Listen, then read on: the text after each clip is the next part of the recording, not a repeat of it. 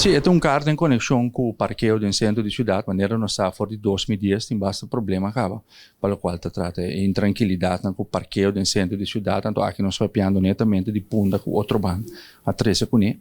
e caminha com o ministro dentro do afã, para direito parqueio do centro de cidade, a acudir a trove, na costume, na cutim, de caso que ando vai um destaque público, para buscar um operador novo, para o parqueio. E o último operador que tem para atender. Com essa aqui estava assim, netamente com a meta comercial. Porque se está 13 com ele, que cobra esse ano de parqueamento na no centro de cidade, mas esse ano não está querendo reinvertir no centro de cidade. Então, na nossa opinião, nós está querendo que o governo se evaluar se te saque de manejo também com algo que sigue atender com ele, para o qual te trata de desenvolvimento e conosco como cidadão, né, como país que é para um centro de cidade, você inglesa compreender que está punda e outro banda me estava piano, e dia aqui que te saque, tal qual que nós queremos. Então nós está querendo que aí chega a hora que ainda me se tem participação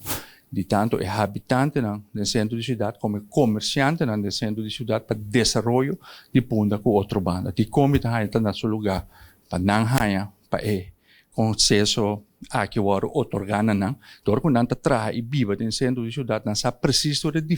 deficiência não que tem que começar de atenção of não, ando bane desse aí é negociante não prioridade também da parte de seguir esse negócio ou de parqueio de bom ordenar de caso que para por manter a cúpula de trabalho também de caso aqui que da roupa necessária mirando a situação financeira que nós temos no nosso país ando de mês para habitante não da acesso fácil e seguro na vivenda por exemplo de caso aqui que vive em ponto de outro ban essa é parte roupa importante para nós.